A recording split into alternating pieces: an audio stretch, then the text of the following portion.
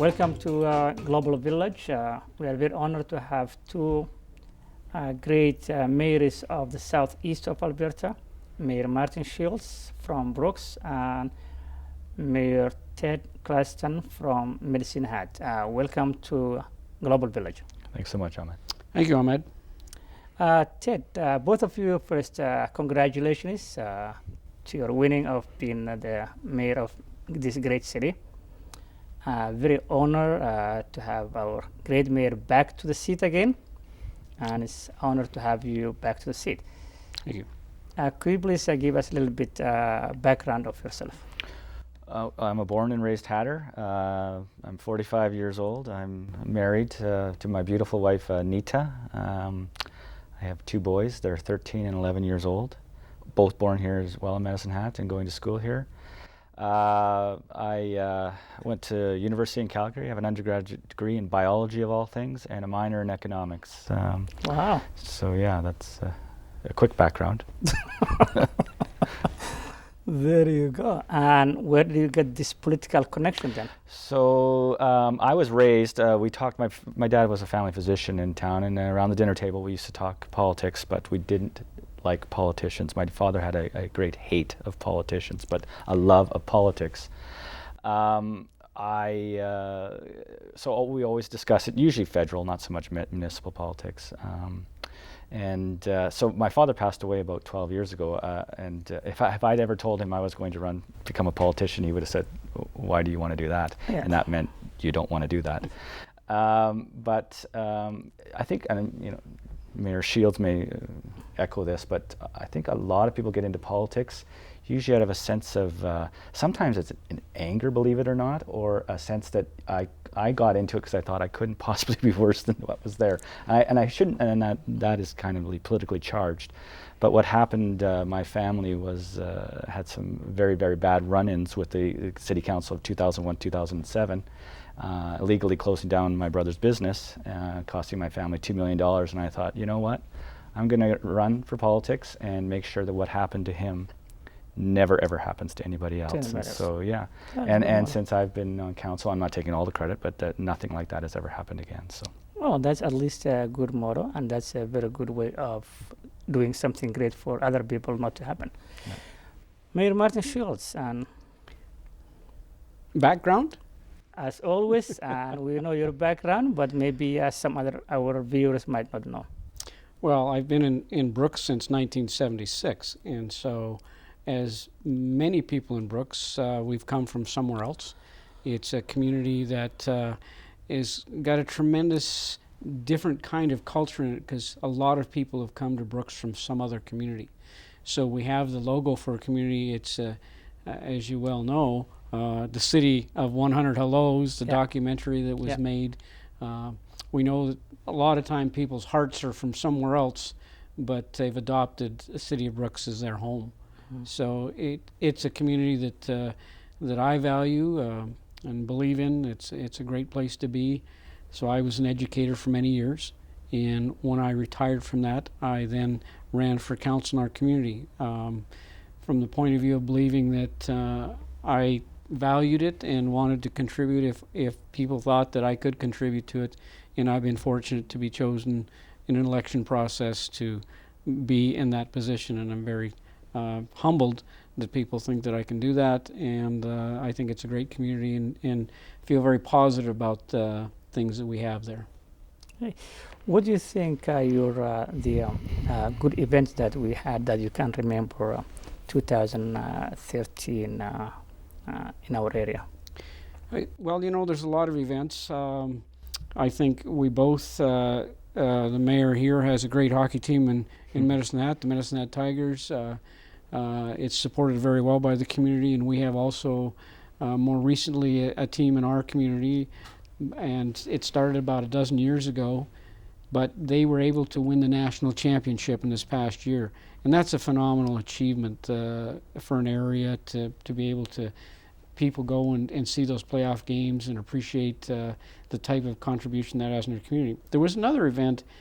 There's the down things that obviously happened in the province, in our areas, But we'd had an event that we'd talked about when JBS went through the situation of closing down a plant, and we talked about celebrating beef in Alberta and celebrating it in our community. So it was a first-time event that we did, included all of the beef producers. There's a very myriad of different pieces of the cattle industry.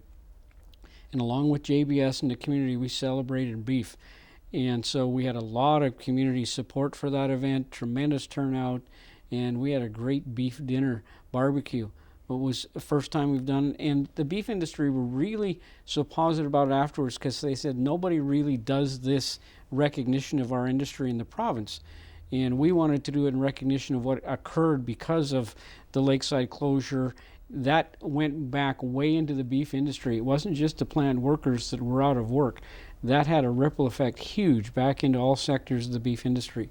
So that was an event that we hadn't done before, which was a very positive event in our community. Thank you very much, Mayor Marshall. How about you, Mr. Mayor? So events of 2013? Yeah. I mean, I'm sure everybody's aware that we had the largest amount of water ever come through this city. We were bracing for, I think it was a 62 to 6,300 cubic meters per second of water. It ended up being slightly less than that, but it was still a record event. Our community pulled together, I would say like no other. We had a little bit more notice than some of the other communities. We had a 48-hour window to prepare. However, we had been through this type of event quite a few times in the last 20 years, and so we had learned quite a bit from the previous events. But I'm just so proud of this community. I wasn't mayor at the time, but with the way they came together, we were turning away volunteers all the time. The way the businesses stepped up with food, sandwiches, Costco, different businesses would just show up at various sandbagging events with food and more than even the volunteers could possibly eat. When this is all over, I'm so proud of this community, because not only did we get through this event, and on a per capita basis it was way worse than what Calgary experienced. When you count how many people are evacuated, 10,000 people, citizens were evacuated from their homes. To put that in perspective, that would be equivalent of Calgary having 200,000 people evacuated. Yeah. And not only did we survive this event, we are now being held up as the model in the province of how to prepare for an event like this. And so we are now, even at this stage, already received money from the province to start building dikes and berms, and we will start construction in the spring here, and we hope to get it completed over the next 2.5, 3 years, and basically protect this city so that this type of event never ever happens again. So that would be the big thing in 13. And some of the positives that you're talking about, some of the festivals as well, and we've always been supported. We have our Spectrum Festival, which went off beautifully. It's a celebration of our sunshine. As many people know, we're the sunniest city in Canada, although you're probably pretty close. And as well, we have our Jazz Fest festival, which is fantastic. It's comparable. I mean, most communities have lost their jazz festivals, but we still have one of the big name artists coming here, and it will be even bigger and better next year. So a lot went on in 13. Wow. Okay, Mr. Mayor, why would someone move to Brooks from different area, in your own opinion, as a mayor of great city? Well, I think one of the things that we share here in the Southeast, and it's not just Brooks, but it's the quality of life. There's what they refer to as the Highway 2 corridor. That's Edmonton, Calgary, Red Deer, Lethbridge. That seems to be a lot of focus of growth and development. But what we would suggest in Brooks, and I'd say the Southeast as well, is the quality of life. There's a lot of things, of the grassland prairies to the Cypress Hills, the transportation corridors, the dinosaur parks, the things that we have in this region that leads to a quality of life. We work together with a health region, for example, in this area. There's a number of things that we have in common with this area that when we talk about quality of life and the reasons to move to our communities, there are really advantages of health, advantages in education with the college system in Brooks Medicine Hat. It's the same college system. We have a tremendous number of resources, and it leads to quality of life. Very few minutes to get to work. Great things for recreation. The shopping resources and businesses that are in our communities. We share the same agricultural base. the same resource base, so we have a lot in common, and it is a really quality of life that is in this part of Alberta that we really promote. And I think it's an excellent place to live and raise a family. Thank you very much. So is that mean in down the road maybe some sort of southeast of Alberta economic integration? Something that might be. And we do have, I mean, we have some regional tourism stuff. We have the Canadian Badlands as well that we promote ourselves, and our Palliser Economic Partnership as well that supports both of our regions. So there are quite a bit of synergies between our two cities. I would say that probably a fair amount now of your residents come to our community to shop, perhaps, which probably maybe doesn't make him as happy, but helps us out. But we do share a lot. I mean, we're only 100 kilometers apart. A lot of the things. I mean, I can echo just about everything you said about quality of life. Medicine Hat would stand out if I try to say something. Maybe that some of the things that we have. I always talk about per capita. I'm very, very proud of Medicine Hat, of our facilities for culture and recreation. On a per capita basis, we always finish in the top 1, 2, or 3 for pool. I like to call it anything that starts with a P. For pools, parks, playgrounds, paths, those kind of things. We would have the most per capita of any other community in Alberta, or the top 3 types of those things. So I'm very proud of that. When it comes to our culture, we have our Esplanade, which is a world-class theater with sound system and production, and I'm sure a lot of your residents have used our Esplanade as well. Big name acts, and some people we had Slash here, we've had Snoop Dogg, we've had Nelly Furtado, and you can have an intimate almost experience in a theater of 700 people, and Slash, one of the greatest guitar players in the world, is only 5 feet away from you, where you'd have to go in Calgary, you'd have to be sitting up in the stands to see something like that. Wow. So I'm very proud of that. It's not cheap to have those type of facilities. They do not cost recover in any way, but we're proud of that, and we're proud because of some of the things like our natural resources. We and the city owns lots of natural resources. We were able to provide this quality of life because we are municipally owned utilities. Oh, okay, I see. So how are you going to attract more investors to Medicine Hat? So presently there's almost 2 schools of thought on new investment. Should you subsidize it, free property taxes, or free water, electricity, gas, and City Medicine has a unique position to perhaps do some of those things. And then there's another school of thought about just providing the environment. Providing an environment that is the best possible environment in Canada and for Medicine Hat in Alberta for businesses to start up, and that would be keeping utilities and taxes low.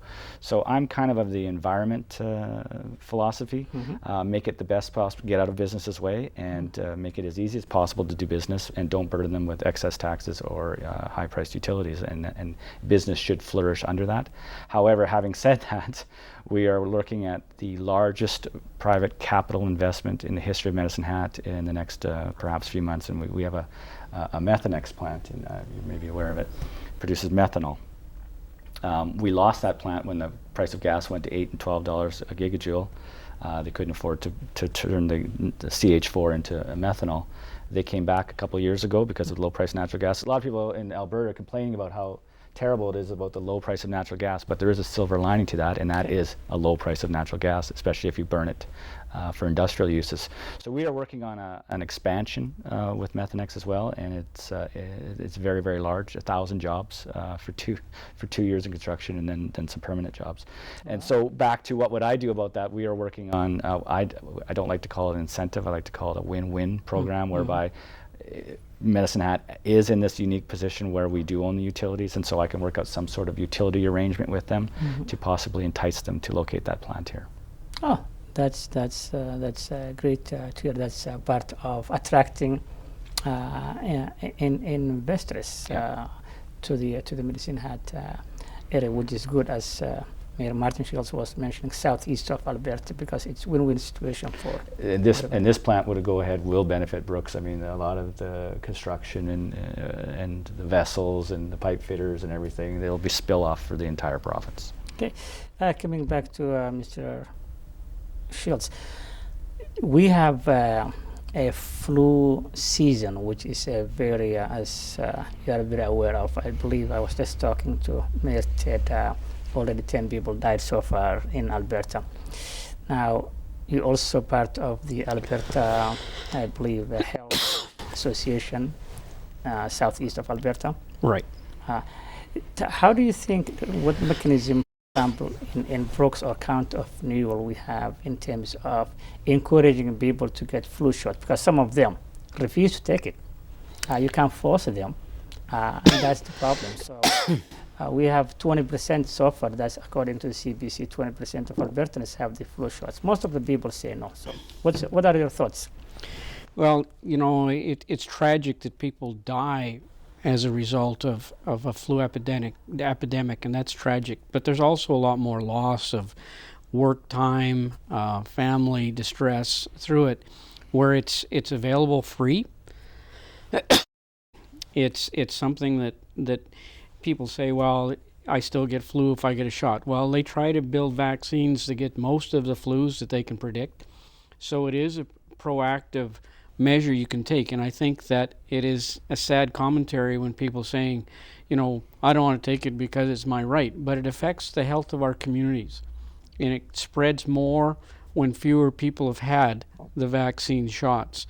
So it does affect the community health, and that's where I come from, in the sense when there's things that are available that can help protect our community health and it's free, it's very discouraging when you hear those numbers of 20%, or if you hear that health workers are not taking advantage of it, those people who work with, and we need them critically in our health system, that they could be affected by this if they're not taking it. So I think in our society, we've gotten too complacent about public health, and this is a critical piece for keeping our communities healthy and viable. So I really encourage people, I tweet, I say, whatever, get your flu shots. I know it's not mandatory, but please, for community health, it's an important aspect that we need to protect and take those shots. Thanks, Mr. Mayor. Ted? Everything Mayor Shields said as well. I was just reading this morning, though, I think there's already a shortage of the inhalable one for the children under 9 or something like that. So there is a shortage, and interesting. Yeah, the internet is a wonderful thing, and I mean we're all using the internet every day and for gathering information, but the amount of misinformation, it's unfortunate. Yeah. When you have peer-reviewed stuff, I mean I come from a biological background. When you have peer-reviewed reports for years and years proving that vaccinations work and are safe, that all this misinformation is still spread. I don't know why people do that. It's frustrating, but. And the interesting thing about H1N1 is attacks. Well, a lot of people say, "Well, I don't need the flu shot because I'm healthy." H1N1 attacks is hardest on the healthy. That age group, that 20. With the stronger your immune system is, the more likely the reaction will be, and you could be mortality increases the stronger your immune system is. So that's the great irony of H1N1. So we try to encourage people, and City Hall we try to encourage our employees to do it. So education is the basic thing. To education, of course, yeah. But I mean, unfortunately, when you're trying to educate, and then the internet is full of garbage, frankly. Yeah, no, that is the. I was talking to a friend of mine who happened to be mainstream, and he says he never took any flu shot, and he's healthy. And I'm asking, so why don't you do it? No. So with no reason. So he reads from the internet. And he sees too much negativity of taking this. And I said, do you have any proof? No. So it's very difficult when people. Yeah. Try being in politics and dealing with the internet and the anonymity of the internet. What do you think the diverse population, such as the one you have in Medicine Hat, the one you have Medicine Hat compared to Brooks County of New York is Brooks is the leader. I mean, 100 hellos. 100 hellos, yeah. And in some ways, Medicine Hat is the opposite for diversity. And that's unfortunate. The more diverse your population is, the more you get used to diversity, and each culture brings so much to your community. Yeah. My wife's from Denmark, obviously not a visible minority, but the amount of the traditions that she brings from her home country, the culture, their way of life, it just enhances our entire community. And so the more people you have from around the world, the more diversity, the more traditions they bring, it's fantastic. And but I mean, sitting next to me is probably the expert on this. But is it because people are not moving into medicine from the minority, visible minority, or because of the it's difficult to live in Medicine Hat? It could be partially our own problem. Medicine Hat has been a little stagnant in growth because we are so heavily dependent on just natural gas, not oil. Okay. And so we haven't had the population increase. And the problem, I think, when you're attracting immigrants is the immigrants attract immigrants. Yeah. Communities form, especially in large cities. You can find people from your home country, and perhaps Medicine Hat has lagged behind that, and so it may be more difficult to integrate into Medicine Hat for newcomers. But you know, the work ethic of our immigrants is second to none, and there are jobs here. And so perhaps we as a community need to do more to make them feel welcome, and we could probably learn something from our neighbor. There you go. Mr. Martin. Well, thank you for those comments. I think one of the things that we both have, as you said, there are jobs. And attracting people to our communities and feeling welcome is a crucial piece, because the service industry, I know, is suffering in the Southeast. It's just hard to find people to work in the service industry, and that then dominoes into other things. People say, well, you're not getting what we want here, we need to be somewhere else. So I think it is a challenge in the sense of getting people into our communities to work and fill those positions that are there. However we can do that, whether it's temporary foreign workers, immigration, whatever the process is, I think we understand that we need those people in our communities. You're facing, if you're building a plant, to attract the trades and those people to it. The industries that we have, the trades are short in our area, and that isn't going away, and we need to work with our educational institutions, lobby at the different levels of government to work to try to find ways to bring those people to our community, because we need them. No, thanks, Mr. Schultz. And I think, Mayor Ted, I think you said a very good point, which is the immigrants go where immigrants are. One of the foundation of Global Village was to attract people to our area, whether it's Medicine Hat or Brooks, mainly Brooks, because that's where we locate. But I think for people now watching this program, listening from you, I might encourage also to consider coming from other places, whether it's other provinces, and seeing Medicine Hat, especially when you have a job opening in the near future. And that reminds me, Mayor Martin Schultz has been dealing with this issue for a long time now. I think this is his third term, or fourth? Third. Okay, I thought it was fourth. Well, I was on council for one term before mayor. No, I'm just kidding. Thank you, Ahmed. You're making me longer at it than I am. No, that's good. Yeah, because you're doing a great job, and that's very honored to have. The growth and economic growth, diversity also is part of it, and participation of everybody, inclusion, which that's what Brooks does at all times. Is what do you think the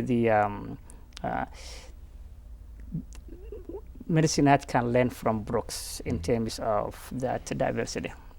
Well, you know, every community has their unique aspects to it. And I think that the strengths that you were mentioning about your community, I mean, you're the envy of the province municipality with your resource base and ownership of utilities, which allows economically them to do different things. Yeah. So I think that when the people come to the community, Brooks is different in a sense because of the numbers, the preponderance and the change makes it so unique because of the numbers. Small. We know there's a lot of people who have connections to Medicine Hat from our ethnic communities. There's families that have moved here, connections from it. They're not necessarily as visible here, but I think they're starting to make a change in the community because we hear about it. We hear about the connections with Medicine Hat. So we know that that's beginning to grow in Medicine Hat, and I think you probably in the last 3 years have noticed it well. Yeah. So I think the opportunities to become part of the community is going to start to grow, and it's going to be a natural growth. And I think the community knows that it is changing. The growth factors you mentioned, the population hasn't increased, but it will.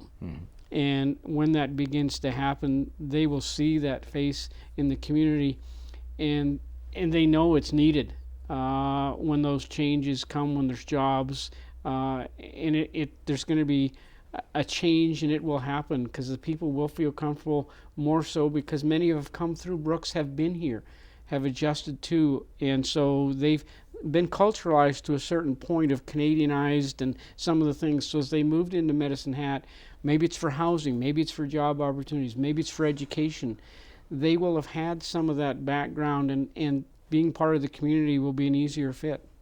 But when we talk about diversity, because I think he just mentioned, Mayor Ted, that his wife is from Denmark. So your house is already diverse because you have a different people from different nations.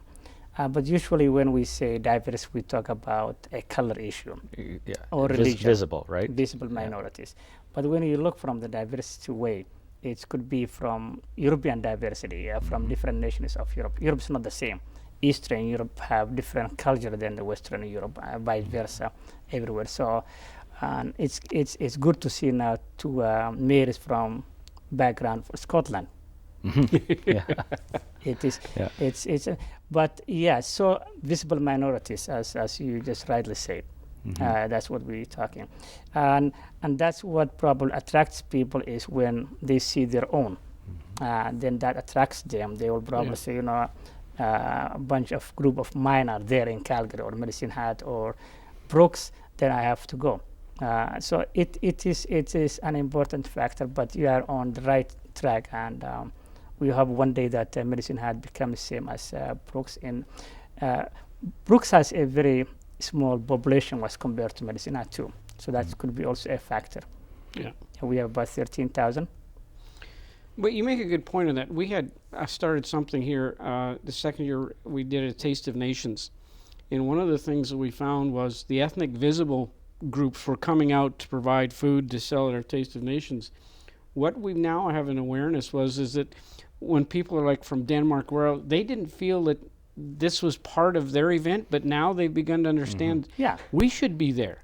The Scandinavian, the whatever. This is Taste of Nations should be a broader aspect in our community. So now that is as we're going to run it the 30 year coming up, that we're now having those groups saying, this is part of us, and we should be part of this. Taste of Nations is not just the visible minorities. No. So that's a change that's coming. It was very successful as it was in the second year, but it was all visible minorities that were bringing their ethnicity to it. Now we have, I think the understanding is it's not just about visible minorities working together.